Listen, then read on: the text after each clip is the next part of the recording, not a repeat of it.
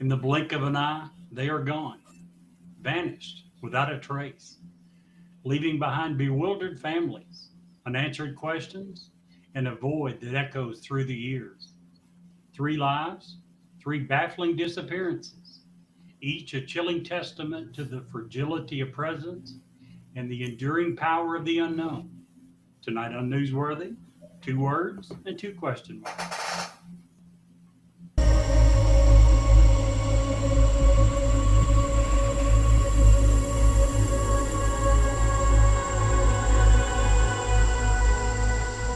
He's alive! Have you checked the children? Get out!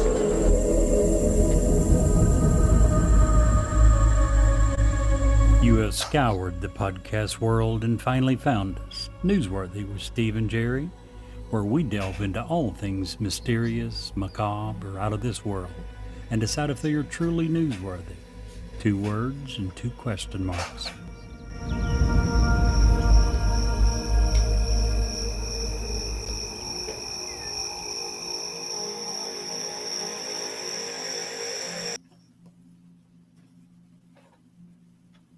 Hi, this is Ed Locke with USA Mortgage. When it comes to buying a home, the process can be overwhelming and confusing.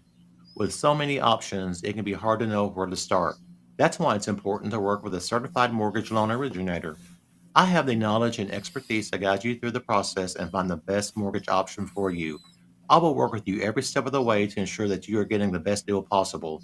So if you're looking to purchase or refinance, please reach out to me at 502-680-0953. So don't take on the stress of buying a home alone. Work with me and I will make your dream a reality.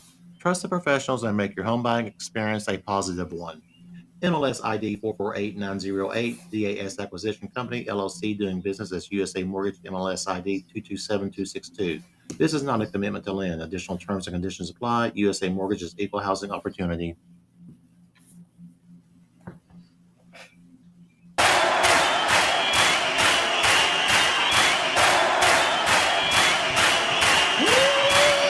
Woo! Welcome to Newsworthy. I'm Steve. I'm Jerry. And I'm Brett. Hey, we're glad you're all here. That is Brett's favorite part of the podcast. He told me he's on the podcast, Jerry, just to hear the crowds clapping. Gets me going. So that's good, right? I'm excited for that. I mean, if as long as that's all it takes to make Brett happy, now we know why Truly is always such a happy woman. She just goes around the house clapping, and he's. I just need some. Yeah, I just need some crowds. Last week, Brett, you were out hunting dingoes in the Sahara. How did that go? It's hot. It's hot. That was what we decided you were doing last week. I've been way better than what I was doing. What was you doing? You were doing a marathon, right? I wish I was doing that too. Yeah, wrangling sick kids. Oh, jeez. See, Brett is one of these funny people that run for fun. I don't understand that concept. Do you, Jerry? No, not really. Wish I did. It's funny because so like they were saying, I just ran a half marathon, which is not anything crazy. It's like 13.1 miles, but it's like I remember. So the last 2 springs, I just like got the urge. I was like, all right, I need to run. I gained a little weight. I was like, all right, let's get some running in. And so instead of like starting to run and being like, oh, like I'm doing pretty good, I'm going to run a half marathon, I'm like, no, I'm just going to sign up and then just start training. And so I signed up, and I remember the first run this year, I was like, there's no way I'm doing this. I ran like a mile, and I was like, whoa, this is awful. But like I did the race, did great. And that last mile, I was like, I'll never do this again. Yeah, I was in so much pain. I was like, I'll never do this again. And then I crossed the finish line. I was like, maybe I'll do a full next year. It's like you just get that. It's weird. It's kind of weird how it sucks while you're doing it, but then when you're afterwards, it's just like, man, I just did something really hard. It makes you feel good. I don't know. If you put together a puzzle, that's the same thing. If you mow your yard, you get the same response. And I have never in my life seen someone running with a smile. Never, not one time. And until I do, I'm not even interested. I saw a lot of people smile. What? A lot of people. I smiled a couple times. You're I lying. saw you, Steve, running with a smile. Oh, Remember really? that one time we were at Cowboys at closing time and you were chasing the girls? No, I was running to get out of Cowboys. Are you kidding me? That's the only reason I was I got smiling. Let's get out of there. I got you. I Oh misunderstood. my! There's some funny stories about Cowboys. Woo! I don't even talk about those. Is that this is different than the bar in Lexington, right? No. It is no. That's the one. Yeah, Okay. the strip club in Lexington. Woo! It is the bottom rung of the barrel, but it used to be. Now I hear it's actually very good. So I for what a strip club is, I don't know. I don't enjoy that in my life anymore. I've never enjoyed that, but It's always been weird. When I would do manager meetings out in Abilene, Kansas, we would go over to Junction City. There was this little place called Uncle Tom's Cabin. Junction City's a military town. It's where they house, it's the home of the M1 Abrams. So obviously a bunch of strip clubs, but a bunch of old managers get together that never met each other before, and it's a bunch of dudes. Guess what they want to do? They go to strip clubs. So we'd go there a few nights a week, and we won't talk about some of the things that I endured at the cost of those other fellas. It was crazy. Let's just say, I don't know how we got on this topic. there is a thing called a sacrifice dance, and it is wow. Just wow. To change the subject, did you guys know that Taylor Swift was named after Albert Einstein? Really? Really? With a name like that? 110 years after. Oh. I like it. That was good. That was good. I like that. Well, to continue our Cowboys theme, Oh no. you guys hear about the lizard that couldn't get a girlfriend? What? No. No. Turns out he had erectile dysfunction. Just saying. Poor Geico guy. Poor guy go. Now we know why he's always so sad, so despondent. I don't- Erectile dysfunction. Yep. Jerry, you had a week. What I liked what it. Did you say? Did you and your guys out in Abilene ever encounter some of those, Steve? No, never, not once, unfortunately. I thought maybe that was some of the sad things you had to endure. Yeah. By the way, I bet you guys didn't realize it, but I recently bought my own private jet. Ooh, nice. Sure did. I'm excited. Now, Robin unfortunately gets the rest of the jacuzzi, but I got my one jet. Very nice. I'll let that soak in for you for a little while. Oh, yeah. Well Oh, done. yeah. Let the laughs bubble up. Mm. No? Mm. I see. Probably the best one you've had for a while. Oh, listen at you. Yep, I'm impressed. So how was your all's week? It's pretty good. Yeah, I am healing every day. I think I figured it out. I got 6 weeks left in this stupid sling before I can take it off. So that'll be nice. But I have figured out how to sleep on my side, which is a boon for me. I'm a side sleeper. I don't sleep well on my back. I don't sleep on my stomach. And so I do get to sleep on one side, and that really helps me at night. So that's my week. Real estate's picking up. Great deals. Know anybody that's buying or selling, I would be honored to help them. If they're in Kentucky, and if they're not in Kentucky, I'll get you somebody you can trust wherever, whatever state you're in. Be happy to do that. So give us a call. Oh man, got an interesting topic tonight, right? I think Super so. cool. I'm pretty stoked by it. We're going to be talking about odd disappearances. Like in this. First of all, let me just say, Jerry, tonight's teaser was really good.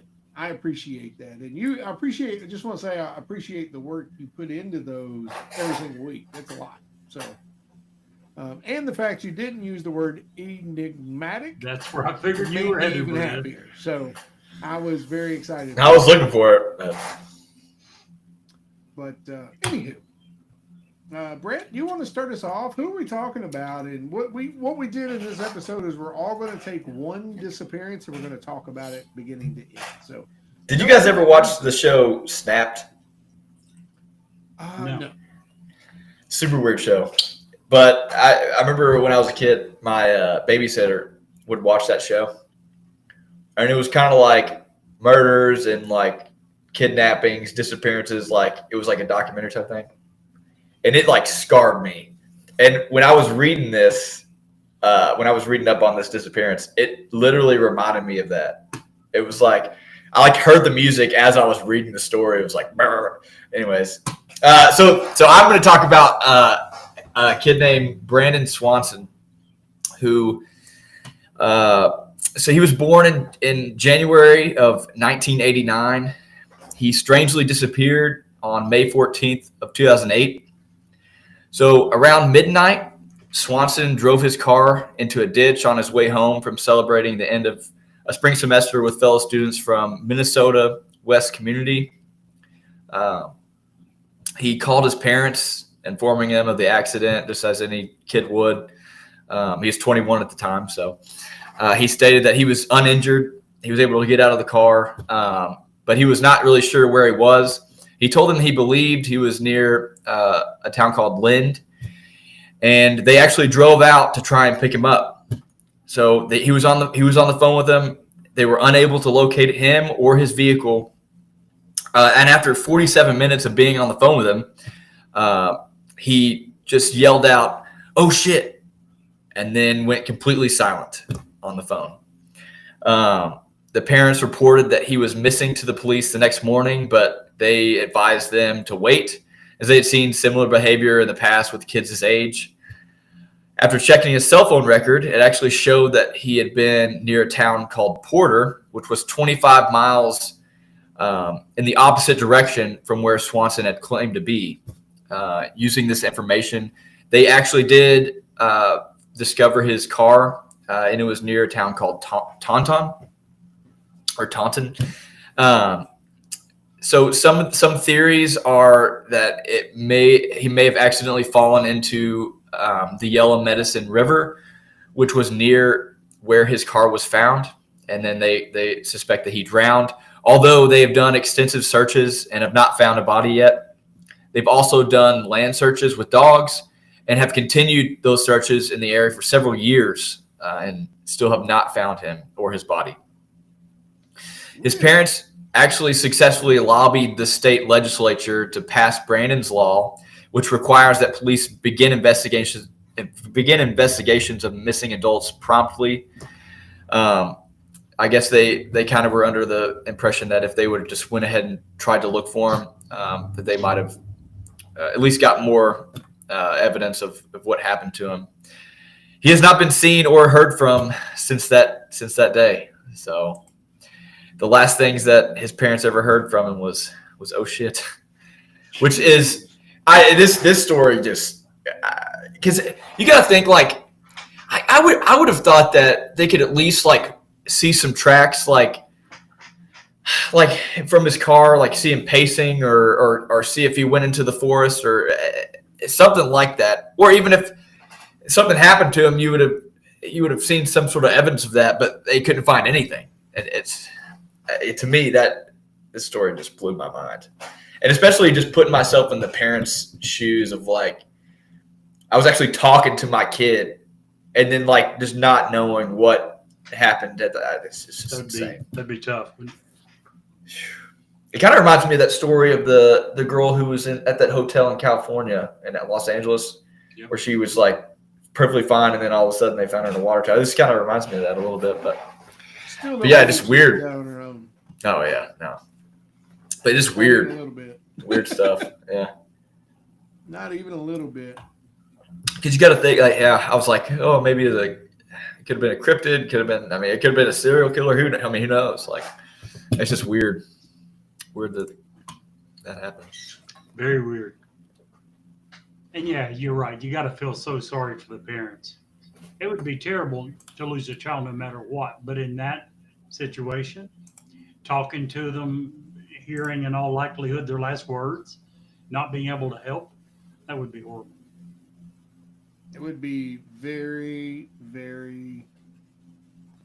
I would almost rather never hear from them as to hear "oh shit" as their last words, because that just freaks you out even more, I think. When if you found the body, it's like you get closure, because Right. you just don't know, and you always. I feel like if I was a parent and that happened, like I would always have that hope that, hey, maybe something just happened to him. He's still alive somewhere. Well, But just imagine if one day, and I know this is a different topic for a different day, but just imagine 20 years go by and all of a sudden they show up on your doorstep. Just imagine, was it Cleveland where the guy had all the women chained in his basement for 15, 20 years Yeah. and he got caught? And those people's families had already had like funerals for them and stuff. And then there they are. dude, It's insane. we need jail is not good enough. Like Some people. it's oh my gosh, dude, yeah, that's awful. I heard a can't. story, and not to get in, I'm not going to get into it here, but remind me when we get off the air about. I had that exact same thought about a young lady who did some seriously nasty stuff to her child, and I was like, they don't make punishment in today's world that is befitting this crime. Yeah. Anyway, I feel like that about most people who commit crimes against children. To be honest, Oh, you simply destroy children, and I don't think. yeah, you ruin their lives. Yeah, and you just have to go. I mean, you're in jail where you get your meals and your. I don't know. Yeah, I'm with you. But anyways, What we could do is when they're in jail, we could put pictures of Jerry all over their cell. That would certainly help exacerbate their criminal, their time while they were in You're jail. wanting to rehabilitate them, give them reason to improve their life. I agree. I'm with you. If that won't work, what would? Well, So the lady I want to talk about today, you were talking about how they passed a law that dictates that the police must help and must, look for adults a lot sooner. Let's go the complete opposite way, and let's go all the way back to December 12th, 1910.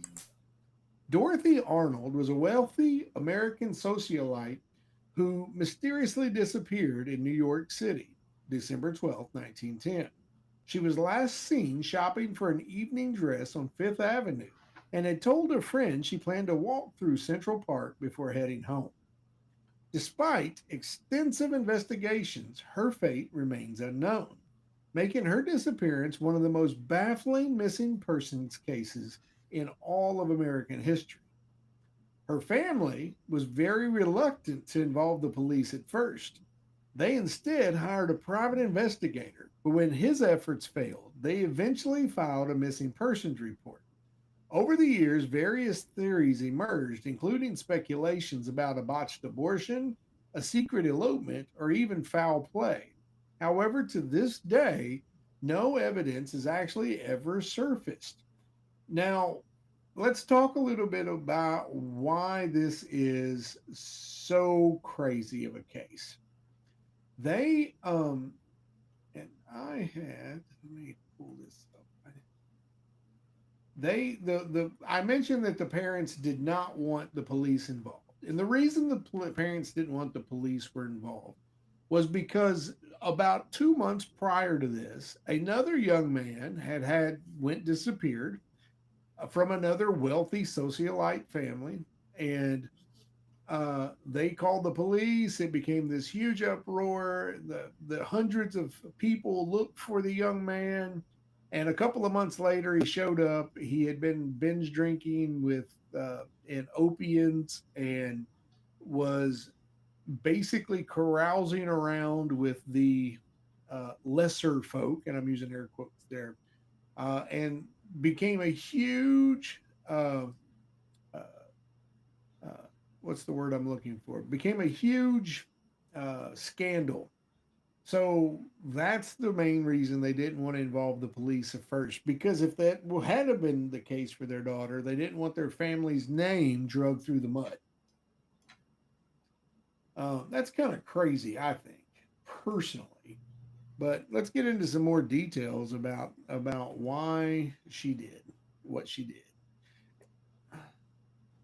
Sorry, my computer has decided not to function the way it's supposed to. Sorry. So Dorothy was the daughter of Francis Arnold, and he was a fine goods importer. Arnold was born and raised in Manhattan in an affluent family. She graduated from Bryn Mawr College. She returned to the family home at 108 East 79th Street and attempted to begin a career as a writer. She went shopping for a dress, as we talked about, and she never came home. Arnold's father initially wanted to avoid the publicity over his daughter's disappearance, and he hired the help of private investigators in locating her. These attempts, multiple attempts, proved fruitless and finally filled a missing persons report with the New York City Police Department in January of 1911. So almost a month later before he even filed a missing persons report. Various theories, sightings, rumors regarding Arnold's disappearance circulated in the years and decades after she was lost, but the circumstances have never been resolved, and Arnold's fate to this day remains unknown. Arnold informed her mother, Mary, that she intended to go shopping for a dress to wear to her younger sister Marjorie's upcoming debutante party. I know that's not how you say that word. Mary offered to go with her daughter, but Arnold declined, telling her mom she would call if she found a suitable dress. She then left the family home at 11 a.m., and according to the Arnold family, she had approximately $25 or $30 cash in her possession. Now, that's about $1,000 today, so that's a significant amount of money. She walked from her home on 79th Street to the Park and Tilford store on the corner of 5th Avenue and 59th. Arnold charged half a pound a box of chocolates to her account at approximately 12 p.m., placed it in her muff, her purse, then walked 22 blocks south to Brentano's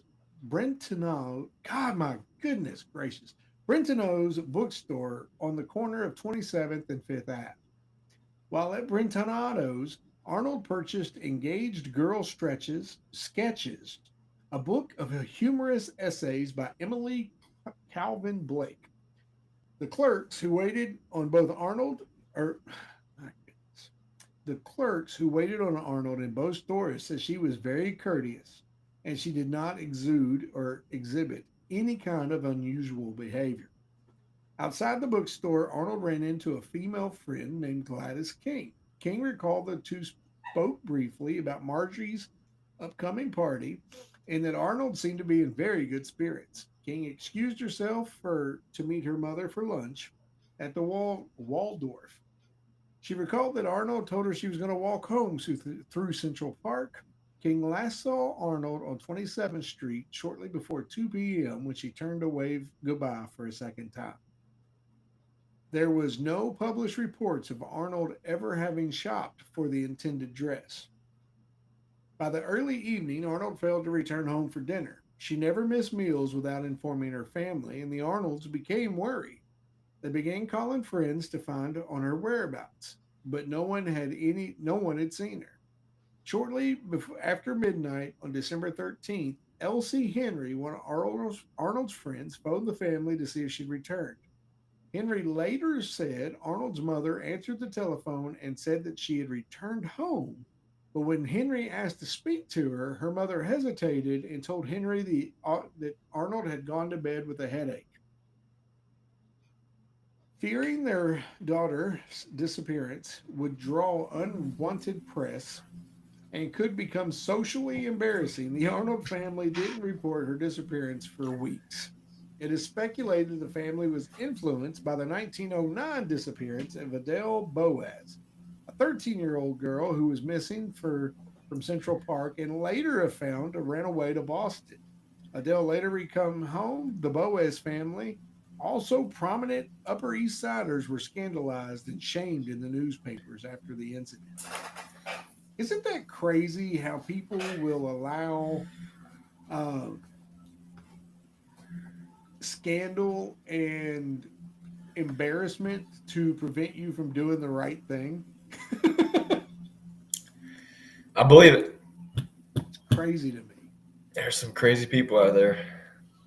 And there's a lot more to go on this particular story. However, it doesn't change the narrative. Basically, she's never been seen from, heard from, or anything ever again. You got to think that those parents are living with regret. At least I would hope so. Oh my gosh. Yeah. You know? You would think. But you would also think that as soon as she didn't come home from dinner, they're calling the police. Me personally, that's Right. how I kind of feel about it. But Jerry, who do you got tonight, dude? Yeah. Before we go on, I was thinking about what you just said. I can't imagine the pressure that someone must feel. Hopefully, that was the issue. That due to their position, their celebrity status, whatever, they thought that they needed to keep their daughter's disappearance quiet. I can't imagine. First of all, I feel very sorry for anyone who's like that. Uh, I feel sorry for their life choices. No matter how affluent you are, no matter how wealthy you are, I feel sorry that your priorities are so screwed up that you're going to put your social status ahead of the well-being of your own family. That is truly sorry, very regrettable. Anyway, tonight I'm going to be talking about a young man by the name of Michael Rockefeller. Obviously, with the last name, he is associated with that Rockefeller family. A member of the famous and immensely wealthy Rockefeller family, he was a son of New York Governor and later U.S. Vice President Nelson Rockefeller. He was a great grandson of the founder of Standard Oil, John Rockefeller. And while he was attending Harvard, Michael had met a filmmaker named Robert Gardner, who had started work on a new film called Dead Birds. And Michael joined on the crew as a sound engineer. And Dead Birds was a documentary about a barely contacted Stone Age culture group of people called the Dani people of New Guinea, just north of Australia. And these people were engaged in almost constant ritual warfare. Now, in 1961, Michael was 7 months into the adventure of a lifetime. He was on an expedition for Harvard's Peabody Museum of Archaeology and Ethnology to study the Dani tribe. And the film Dead Birds was also being filmed during this expedition. And after the expedition ended, Rockefeller returned to New Guinea, and he was studying the Asmat people to hopefully collect their distinctive woodwork art. And he had already bought, or he had bought a homemade 40-foot catamaran, and he'd filled it full of goods that he thought he could trade. He had axes, fishing hooks and line, he had tobacco, and he, along with Dutch anthropologist Rene Wassing, and they were also accompanied by 2 young teenagers from the area. They had already visited over 13 villages over 3 weeks. On November 17th of 1961, Rockefeller and Wassing were in the catamaran. They were 5 to 10 miles from the shore when the boat was hit by a wave and overturned. The 2 local guides swam for help, and they left Michael and Rene hanging onto the wreckage. Several hours later, Michael told Rene that he thought he could make it to shore, and he made a float out of some of the gas tanks and jury cans in the boat, and he set off for shore. Now, Rene stayed there. He didn't think he was a good enough swimmer. He stayed with the wreckage. Rene was rescued the following day. Michael Rockefeller was never saw again. Now, the search was lengthy and expensive, as you can imagine, when you're the son of the world's wealthiest family. And if they went missing, they did everything in their power to try to find them. The Dutch, Australia, sent out helicopters, naval boats to search. The local Asmont villagers were combing the small rivers in their canoes for some sign of Michael, all to no avail. Now, the official conclusion of the Dutch authorities was that he had simply drowned due to exhaustion, currents, possibly an attack by sharks or crocodiles. Makes sense, right? You're 5 to 10 miles offshore. You decide to swim for the shore. If you turn up missing, most people would think, well, gave it his best shot, didn't make it. But that didn't stop the speculation. Some of the stories that were going around: he'd been kidnapped and kept prisoner. He'd gone native and was hiding out in the jungle. He'd been consumed by sharks. He'd made it to shore only to be killed and eaten by some of the local Asmont headhunters. The story has grown, became almost mythical. There's been an off-Broadway play about it, a novel, a rock song, even a television show in the 1980s hosted by one of Steve's favorite guys, Leonard Nimoy, in search of Michael Rockefeller. But it wasn't just speculation. Headhunting and cannibalism actually were still going on in parts of Asmont in 1961. And in addition, 2 Dutch missionaries in the area who were fluent in local languages and who'd been living in the area for years accumulated a large amount of testimony from witnesses. And the account, repeated by a number of villagers, was that Rockefeller was pulled out of the water wearing only his underwear. And despite a dispute of what to do with him, he was eventually killed and eaten. In December 1961, 4 locals told Minister Hubertus von Puig that Rockefeller's remains and personal effects, including his head, long bones, ribs, shorts, and glasses, had been divided among 15 locals who had participated in the killing and cannibalism of the body. A virtually identical story was told to another missionary, Cornelius van Kessel. Both ministers expressed a very high degree of certainty that Rockefeller had been killed by local warriors. Now, the motive for killing him was revenge. In January of 1958, some Dutch colonial soldiers had visited some local villages that ended up opening fire and killed 5 local villagers. And many believe that this was simply revenge for that. The first public report that Rockefeller was killed, dismembered, and eaten, and his long bones turned into weapons and fishing equipment, was published by the Associated Press in March of 1962. There was another investigation later that year by a patrolman named Will van der Wal that was done on behalf of the Dutch colonial government, which came to the exact same conclusion. In 1969, journalist Milt Macklin traveled to the island to investigate the disappearance. He dismissed reports that were circulating by some people that he was living as a captive, but he did conclude that circumstantial evidence supported the idea that he had been killed. Neither cannibalism nor headhunting in Asmont were indiscriminate, but they were more of an eye for an eye, revenge type thing. So it's very possible, and a lot of people believe, that he was simply found himself the victim of such a cycle. Under the Asmont belief system, the families of those killed would have had a sacred obligation to avenge the deaths. And that's what most people believe happened. Now, in 2014, 11 years ago, Mary Rockefeller Morgan wrote of her twin brother's disappearance.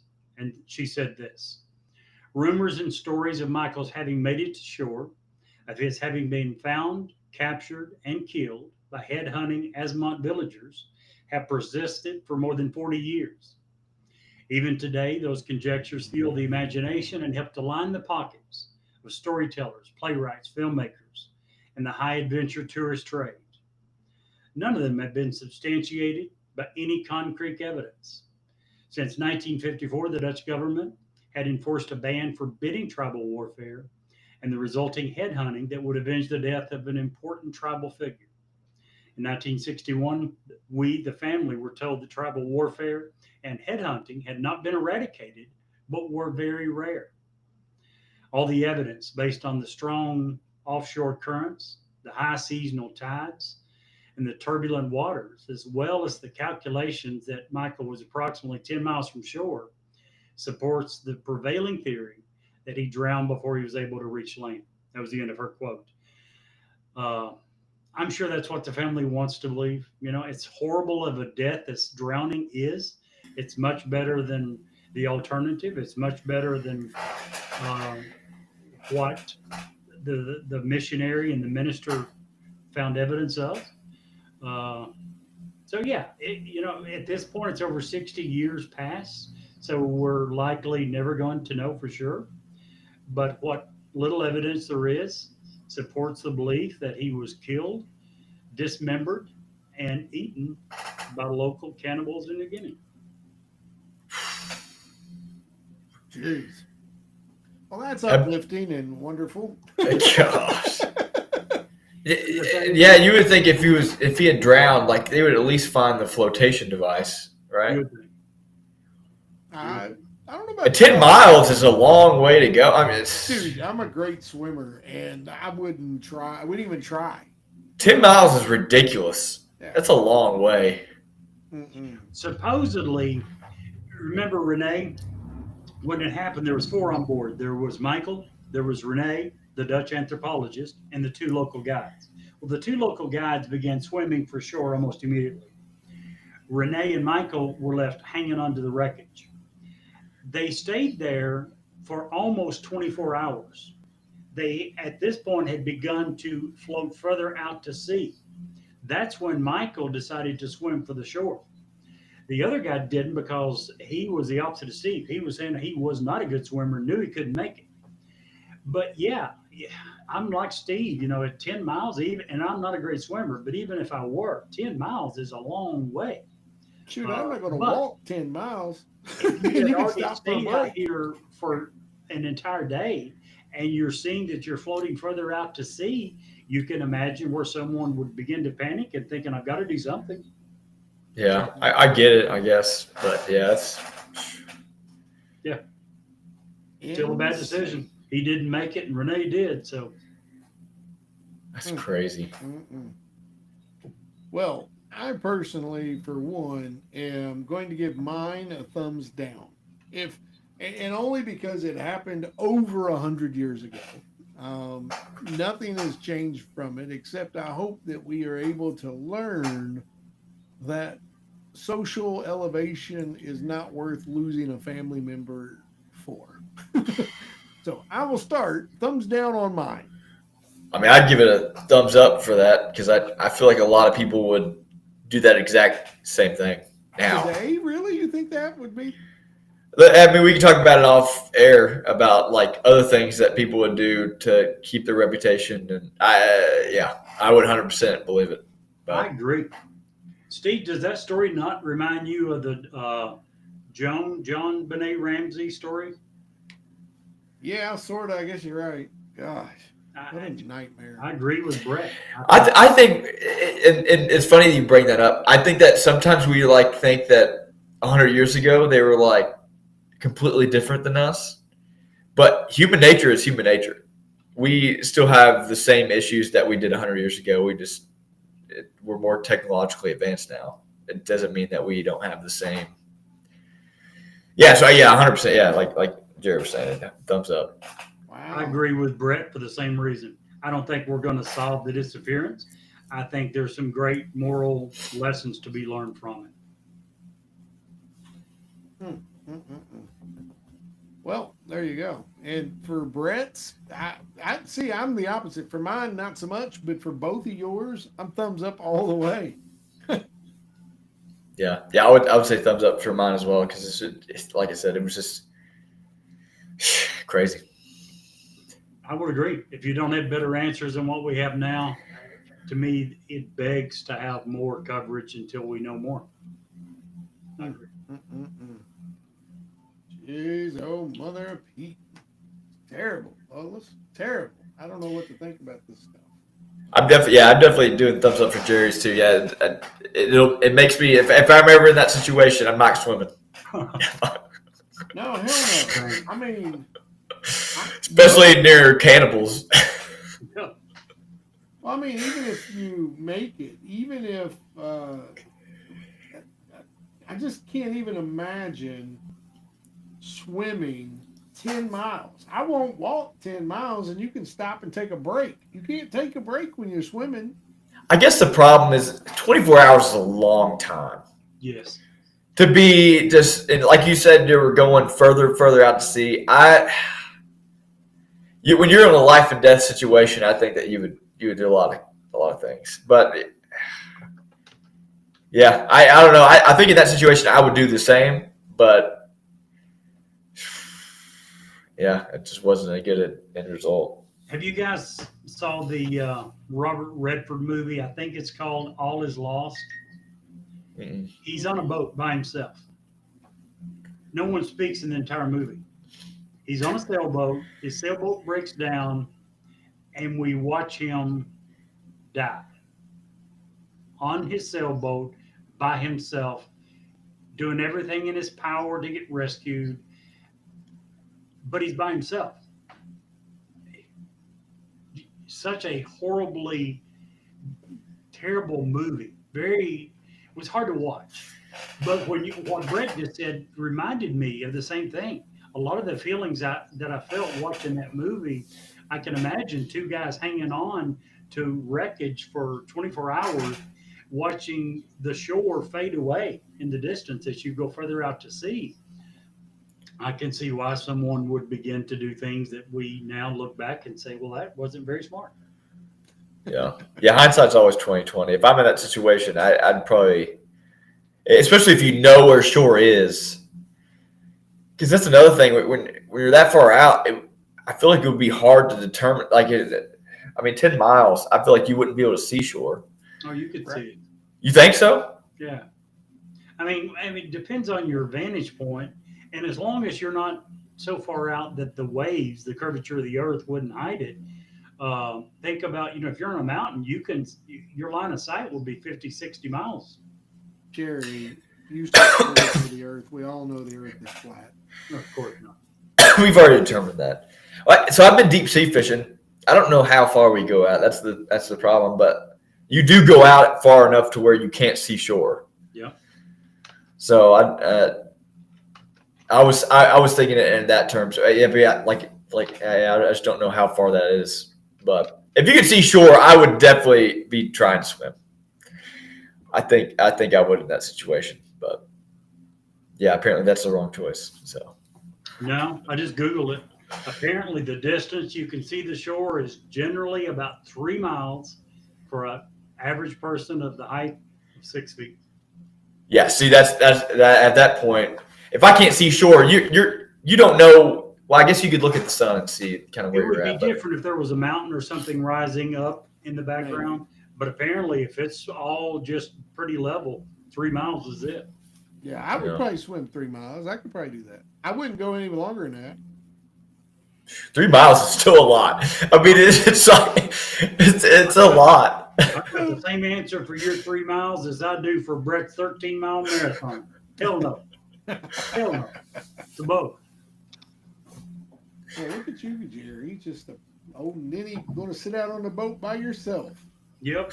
And get rescued, I'll be floating there with Renee. That's right. looking like a raisin. Jeez. That was an interesting episode, but our journey isn't over yet. If you stay tuned, we have an exciting bonus story coming up after this commercial break. Hi, this is Ed Locke with USA Mortgage. When it comes to buying a home, the process can be overwhelming and confusing. With so many options, it can be hard to know where to start. That's why it's important to work with a certified mortgage loan originator. I have the knowledge and expertise to guide you through the process and find the best mortgage option for you.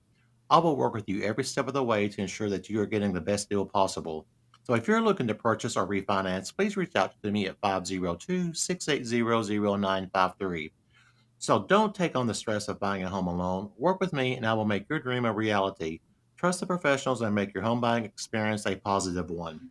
MLS ID 448908, DAS Acquisition Company, LLC, doing business as USA Mortgage, MLS ID 227262. This is not a commitment to lend. Additional terms and conditions apply. USA Mortgage is equal housing opportunity. If you would like to share suggestions for future episodes, an intriguing ghost story, or simply tell us how much you love or hate us, please get in touch with us. You can reach us via email at newsworthywithstephencherry@gmail.com or send us a text at area code 540-709-1318. And now, back to the story. A 2-million-year-old mystery unearthed in Idaho. In 1889, a tiny clay figure shaped like a clothed woman emerged from a drilling site near Nampa at an unbelievable depth of 295 feet. This artifact, now known as the Nampa figurine, was found in geological layers estimated to be 2 million years old. And it certainly ignited a debate that still burns fiercely today. If this is genuine, it throws everything we thought we knew about human history into question. Could it mean that modern humans, or perhaps an unknown advanced civilization, existed in North America millions of years before science tells us that they should have? Scholars who have examined this enigmatic figurine described it as a work of skilled hand, complete with intricate geometric patterns that resemble jewelry or clothing. Yet, its very existence clashes with the accepted timeline of human evolution, as no known hominid from that distant era possessed the capability, the skills, or the intellect to create such an object. Skeptics argue that the natural processes might have accidentally moved the figurine to such a deep layer, or, more controversially, that it was simply a hoax, perhaps a misplaced toy from more recent times. Even the renowned geologist J.W. Powell dismissed it as a prank, highlighting the sheer improbability of such a delicate object surviving volcanic activity and the force of drilling. Despite over a century of intense scrutiny, no other artifacts quite like the Nampa figurine have ever been found. This leaves it suspended in a tantalizing limbo. Is it earth-shattering glimpse into a forgotten chapter of our past, or an elaborate deception? The truth, like the figurine itself, remains an enduring enigma.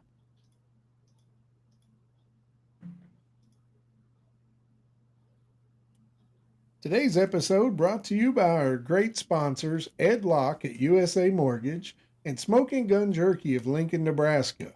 Use code CRYPTID10 for a great discount. And Jerry, if you can't see the light, Be the light.